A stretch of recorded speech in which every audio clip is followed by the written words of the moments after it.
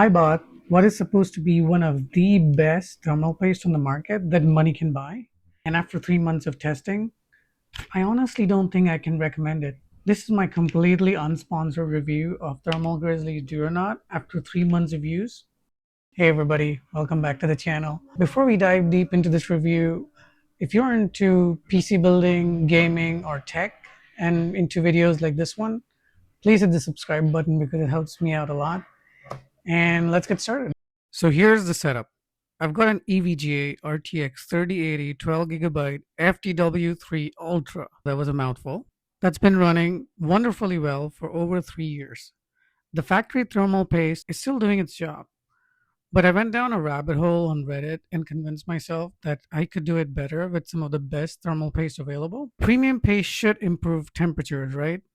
Right? Enter Thermal Grizzly Duronaut, marketed as, quote, a high performance thermal paste with exceptional long term stability and superior thermal conductivity. I've seen channels like Gamers Nexus and Jay's 2 Cents praise Thermal Grizzly products, so I decided to invest in this stuff. Now, this stuff isn't cheap, folks. We're talking premium pricing, significantly more than your typical Arctic MX4 or MX5 or Noctua's NT H1, which I have used quite a lot previously. Based on the pricing, it should be better, right? Before starting, my GPU was running pretty well. The hotspot temperatures were always sitting between 89 and 90 degrees C under full load, while memory junction temperatures around 90 degrees C. Solid performance for a 3-year-old car. Over the past 3 months, May through August of 2025, I have had to repaste, test, and repaste this thermal paste over and over again. And I'll tell you why in a moment. Every time I repasted, I used the same stress testing routine of running the same games I showed earlier and gave each application some time to cure properly. In every single retesting attempt, I found identical results. Attempt number 1. I carefully removed the factory paste, cleaned everything with isopropyl alcohol, and applied what I thought was an appropriate amount of Duronaut, following the guidelines on Thermal Grizzly's official video. I let the GPU idle for a bit, fired up the first game, and what? The hotspot temperatures jumped from 89 to 95 degrees C. That's 6 degrees worse than the factory thermal paste. Every single game I tested gave me the same results. I figured maybe I didn't apply enough, or there was an air bubble, or something went wrong.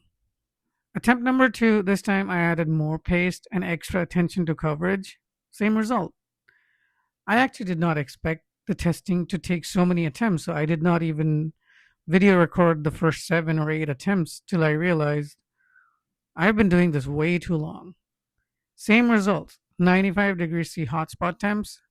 At this point, I'm thinking either I got a bad batch or I'm doing something fundamentally wrong. So I ordered another one on Amazon. This is where things became obsessive. Between May and August, I have ripped open and put together this GPU 10 times. 10 times. Different paste amounts, different application techniques. You name it, I have tried it. I scoured Reddit for days trying to find the right answer. I tried thin layers, thick layers, cross patterns, dot methods, even bought a second tube thinking maybe the first one was defective. Every single time, and I mean every time, the results were worse than the factory paste. What's worse is that repasting over and over actually degraded the thermal pads in the memory, and I had to order new ones. These are generic branded thermal pads from Amazon, which actually helped the memory junction temperatures drop from 90 degrees C to hover between 84 and 86 degrees. But the core GPU temperatures, the Duronaut, still consistently worse, still sitting at 95, still 6 degrees more than the factory paste. So what does this mean for actual gaming performance? Well, higher temperatures mean more thermal throttle. My GPU now hits its thermal limits way earlier and much more frequently. I had to underroll this card significantly, dropping boost clocks from around 2000 megahertz stock down to 1800 megahertz just to maintain stable frame rates and stable frequency. I was not expecting a performance hit from a premium thermal paste upgrade. In demanding games at 4K max settings, I'm seeing more frame drops and stuttering than I did with the original factory paste.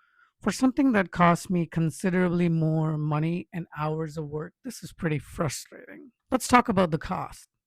Between buying multiple tubes thinking I had bad batches, replacement thermal pads, and the time invested, this experiment was way more expensive than I expected, mostly because I became paranoid about it.